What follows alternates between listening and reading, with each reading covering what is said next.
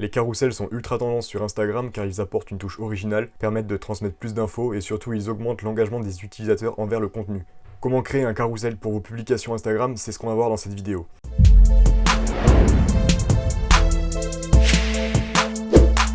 Ok, donc on se retrouve directement sur Photoshop et on va commencer le tutoriel en créant un nouveau document. On va créer un document de 1080 pixels par 1350 en résolution 72, couleur RGB et en fond transparent. Donc on clique sur créer. On a notre plan de travail qui s'est ouvert et on va directement commencer par ajouter l'arrière-plan. Voilà, donc on va utiliser l'outil rectangle. Alors je rappelle, si vous n'avez pas l'outil rectangle ici sur le côté de la barre des tâches, vous avez sûrement une autre forme, par exemple l'ellipse. Vous venez faire un clic droit sur la forme qui est sélectionnée. Et dans le petit menu qui s'ouvre, vous sélectionnez l'outil rectangle. Voilà. Une fois que vous avez sélectionné l'outil rectangle, on vient appuyer sur le plan de travail et on vient faire glisser la souris pour créer notre rectangle. On fait légèrement dépasser le rectangle du plan de travail pour être sûr que tout le plan de travail est bien couvert. Et on va ajouter un dégradé à ce rectangle. Donc pour ce faire, on vient ici dans la sélection des calques. On vient faire un double clic pour ouvrir le panel des configurations, enfin le panel des caractéristiques du calque. Et on vient faire incrustation de dégradé, incrustation en dégradé. Alors voilà, moi j'ai déjà les couleurs qui sont déjà remplies parce que j'ai fait le tutoriel juste avant. Donc en gros, les couleurs que j'ai pris, voilà, vous pouvez voir le code hexadécimal si vous voulez recopier. Mais après, bien sûr, vous êtes libre d'utiliser les couleurs que vous voulez. Donc voici pour le cyan et ensuite pour le magenta, voici le code hexadécimal. Ok, donc une fois qu'on a fait ça, ce qu'on va faire, c'est qu'on va venir importer cette image qui est en arrière-plan. Donc, alors moi j'ai pris une image sur Pexels, c'est une image, alors j'ai marqué Tokyo, et c'est la première image qui m'est sortie. Voilà, alors toujours pareil évidemment, vous pouvez personnaliser votre carrousel comme vous voulez, donc bien sûr vous pouvez mettre l'image que vous voulez. Donc je vais venir importer cette image dans Fichier, Importer et incorporer, et j'importe ma photo. Ensuite je vais la redimensionner, donc en appuyant ici sur l'un des bords, je vais la tirer et en appuyant sur Alt pour la déformer depuis le centre. On la déforme jusqu'à ce qu'elle prenne bien l'intégralité de l'image. Je la mets un petit peu comme je veux, comme ça me paraît pas mal. Je clique sur le V pour valider, et je vais la placer tout en bas, en dessous du rectangle 1. Alors là, pour le moment, on voit pas l'image, c'est normal, il va falloir qu'on mette un petit peu de transparence sur le rectangle pour pouvoir faire apparaître, via la transparence, donc l'image de Tokyo qui est juste en dessous. Donc on va mettre une transparence à 70%, j'avais testé, je trouvais que 70% ça rendait bien. Alors, je me suis planté, là, j'ai mis la transparence sur le calque du dessous, c'est pas ça qu'il fallait faire. Donc il fallait mettre la transparence sur le calque rectangle. Voilà. Donc là on a bien notre image du dessous qui apparaît via la transparence, et on va pouvoir commencer la personnalisation de notre carousel en ajoutant, alors vous pouvez ajouter votre logo. Bon, moi ici je vais ajouter ce logo qui est un logo lambda que j'ai fait voilà, pour l'occasion, mais bien sûr vous ajoutez le logo de votre page Instagram, de votre marque ou de ce que vous voulez. Et on vient ajouter du texte, donc le texte que j'ai ajouté ici. Pour ça on vient dans l'outil texte, on vient cliquer sur le plan de travail et on va mettre la police d'écriture Century Gothic. Donc si vous ne l'avez pas, vous cliquez sur la petite flèche ici et vous venez marquer dans la barre Century Gothic et vous allez automatiquement la trouver. En bold et en taille, on va mettre 147, c'est ce que j'avais mis, 147, et en couleur blanc, voilà. Alors j'avais marqué quoi ici? J'avais marqué 5 astuces pour son branding, on va recopier, on va mettre la même chose, hop, 5 astuces, on vient marquer 5 astuces, on vient disposer ça à peu près comme ça. Donc là on voit qu'il y a une différence de taille. Voilà, j'ai séparé les calques pour que ce soit plus facile à ordonner. Donc je vais faire la même chose ici. Je vais venir créer un second calque. Je vais marquer pour. Et je vais mettre en taille 90. Je sélectionne tout au préalable, sinon ça marche pas. Et en taille 90, voilà. Je viens, avec l'outil de déplacement, déplacer ce texte à peu près par ici. Voilà. Je viens le remonter légèrement avec les flèches du clavier. Ce qu'on peut faire, c'est cliquer sur pour ici, maintenir Shift enfoncé, donc la touche Maj, appuyer sur 5 astuces. Et donc là, on voit bien que les deux calques se sont sélectionnés. Et on vient les aligner par rapport au bas. Voilà. Alors là, en l'occurrence, c'était une mauvaise idée, étant donné qu'il y a la barre du P qui fait que le pour est plus bas. Donc on va le faire à vue d'œil, voilà, ça me paraît bien comme ça. Ensuite, on a mis quoi? On a mis pour son branding, donc là on vient cliquer sur pour et on vient faire CTRL-J pour dupliquer le calque pour, et on vient faire CTRL-T, voilà, pour le sélectionner et le déplacer. On le met ici, on va marquer son, donc en double clic, hein, on fait un double clic sur le calque et on peut modifier le texte qui est à l'intérieur. Je vais venir le placer à peu près ici. Et ensuite, il faut branding, donc on va ajouter un nouveau calque et on va marquer branding. Hop, je double-clique pour tout sélectionner. Je vais mettre en taille 147. Et je vais mettre, alors la couleur que j'avais sélectionnée ici, c'était, je vais le recopier, c'était cette couleur-là. Hop, je vais prendre exactement la même.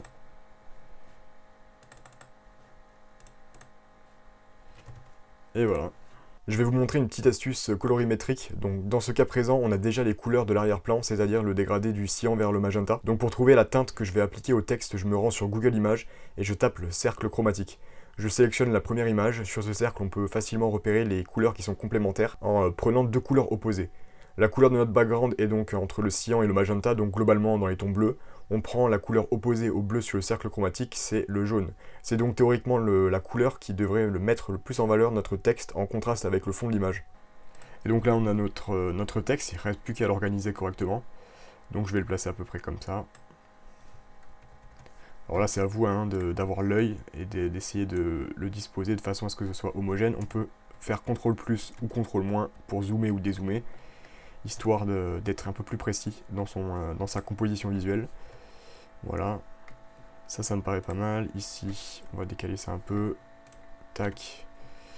On va prendre le tout. Donc moi j'aime bien replacer les calques dans l'ordre dans lequel ils sont. Donc 5 astuces pour son et au final branding. Comme ça permet un petit peu de mieux comprendre comment est constituée l'image. Je viens cliquer donc tout en bas, j'appuie sur Shift, donc Maj, et je clique sur le calque le plus haut pour tous les sélectionner. Et je viens faire CTRL-G pour les grouper. Je vais appeler ça texte. Comme ça, j'ai tout qui est groupé dans un seul dossier qui est texte. Ça permet de toujours bien ordonner son espace l'espace des calques. C'est vraiment hyper important. Là au début, il n'y a pas beaucoup de choses, donc c'est assez facile de s'y repérer. Mais quand il y a beaucoup de calques, je peux vous garantir que ça va être un peu la galère. Donc on va faire pareil d'ailleurs avec l'arrière-plan. On va sélectionner les deux, toujours avec Maj, CTRL-G, et on va appeler ça background.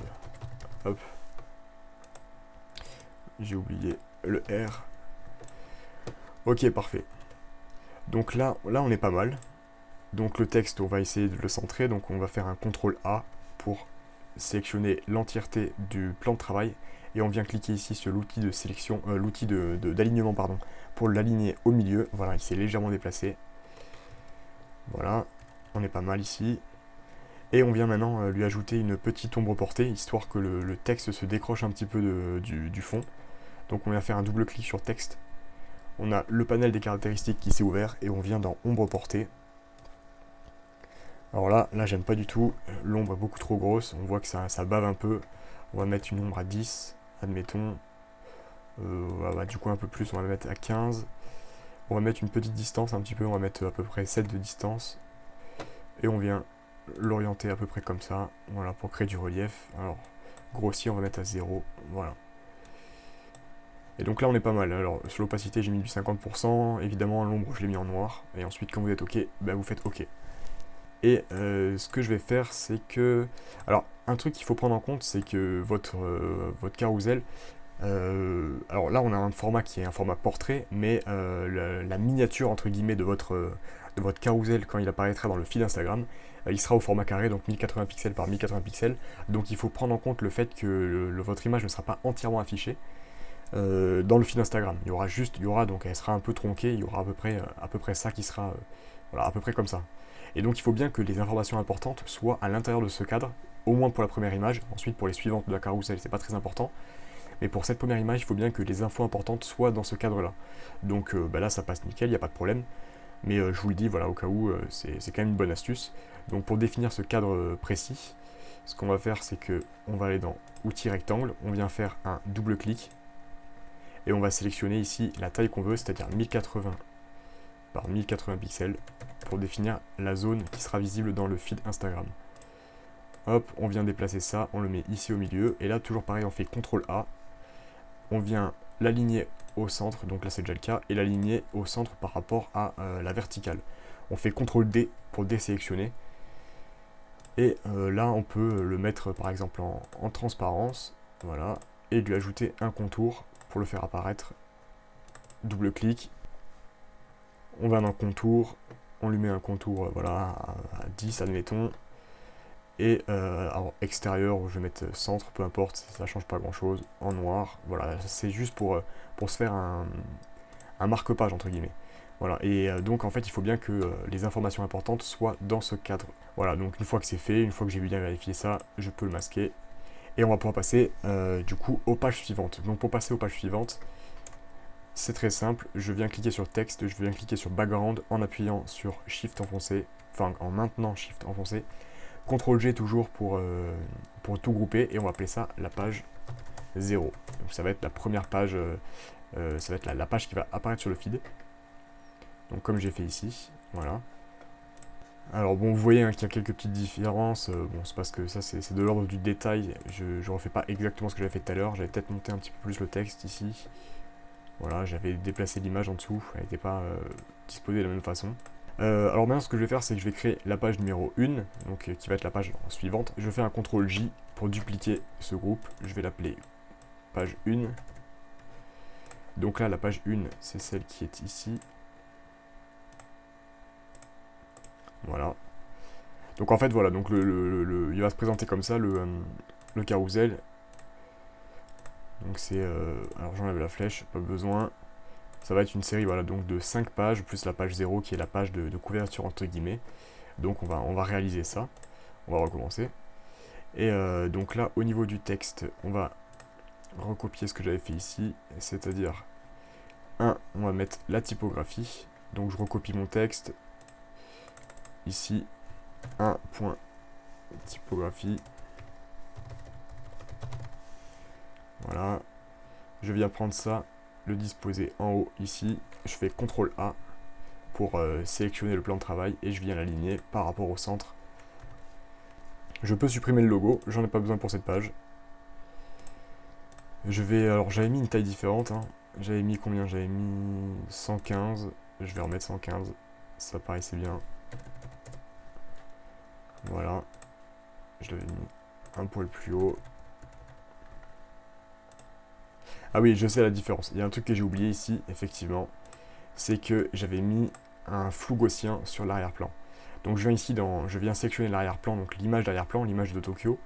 Je viens sur filtre et je viens rajouter un flou gaussien. Voilà. Et je l'avais mis à 10. Enfin non, là je l'ai mis à 10, mais on va le mettre à 5, ça suffira largement. Ou même pas, on va le mettre à 3. Voilà, 3 c'est bien. C'est juste pour ajouter un léger flou pour que le texte ressorte mieux. Qui se distingue, voilà, qui se distingue mieux. Et donc on va faire pareil sur la page 0. Ici sur la page 0, on va venir ici, on va faire filtre. Et on peut récupérer directement le flou gaussien qu'on vient d'appliquer ici. Voilà, et il se met à 3. Et c'est parfait. On revient sur notre page 1. Alors désolé pour ce petit contretemps, j'avais oublié ça. Et donc là on vient rajouter donc le texte au milieu qui servira donc à mettre en fait le contenu, l'explication de votre texte, de votre carousel. Donc je supprime tout ça, je vais garder uniquement un seul calque. Et donc je vais prendre les mêmes paramètres de texte que j'avais ici, c'est-à-dire du Gothic Century en régular et en taille 80. Donc on va faire pareil. Toujours double clic pour sélectionner le texte. Là on est en bold, on va mettre du régular et on va se mettre à 80. Voilà. Alors là c'est du lorem ipsum, hein, c'est-à-dire que c'est du texte lambda, c'est du texte, j'avais pas envie d'écrire réellement un vrai carrousel, c'était juste pour l'exemple, donc je vais recopier ça. Vous bien sûr vous mettez votre propre texte. Et une fois que c'est fait, pourquoi la taille est différente?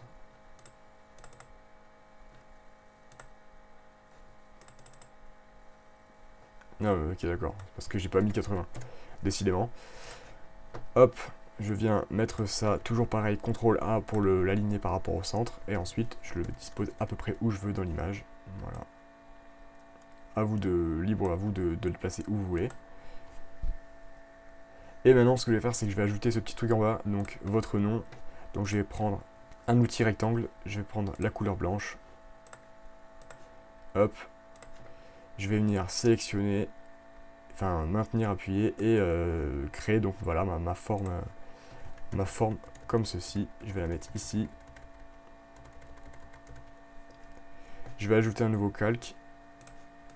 Hop. J'ai marqué donc votre nom. Vous, bien sûr, vous marquez votre nom. Hein, ça paraît logique jusque-là. Toujours en blanc. Et alors, au niveau de la police, j'avais mis quoi? J'avais mis en bold. Je l'ai mis bold, du coup. Voilà. Ici, on se remet en bold. Et on va réduire un petit peu la taille. On va le mettre, admettons, en 70. Histoire que ça prenne un peu moins de place. Hop, on vient de décaler ce rectangle.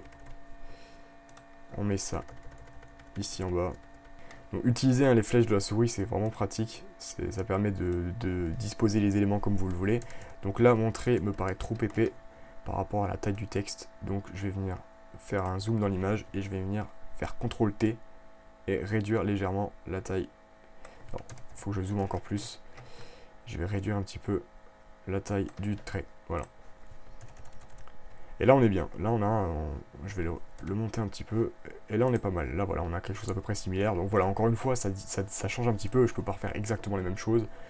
Donc voilà, donc une fois qu'on a fait notre première page, on va pouvoir passer à la suivante. Donc une fois que vous avez fait votre première page, en fait c'est ultra simple, il suffit juste de dupliquer votre page, CTRL-J toujours, hop, j'appelle page 2, et donc là sur cette page 2, on va mettre c'était quoi que j'avais mis?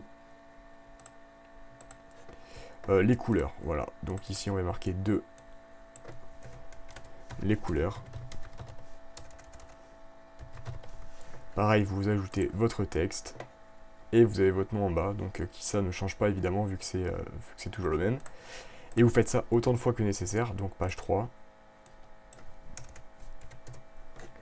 En page 3, j'avais mis quoi? J'avais mis l'esprit de la marque, très important. Toujours CTRL-J, page numéro 4. J'avais mis la cohérence. Et enfin pour finir la page 5, j'avais mis l'originalité. L'originalité, voilà. Et donc là voilà, vous avez vos 5 pages. Alors juste là, je vois qu'il y a quand même une différence de netteté. Je vais regarder ça. Je vais augmenter un petit peu le background. Voilà, je vais le mettre à 80%. Voilà, pour que ce soit un petit peu moins visible l'arrière-plan. Donc voilà, donc ça idéalement il faudrait le faire du coup sur chacune des arrière-plans. Alors ce que je vais faire, c'est que je vais vous montrer une petite astuce quand c'est comme ça. Vous venez sur donc, votre background, sur celui que vous venez de modifier, que vous venez de mettre à 80%, vous faites clic droit, copier le style de calque, et vous allez le coller, donc coller ce style de calque sur tous les autres backgrounds. Hop, coller le style de calque. Voilà. Ensuite ici, on va cliquer, on vient faire coller le style de calque. Hop, ici pareil, coller le style de calque. Idem.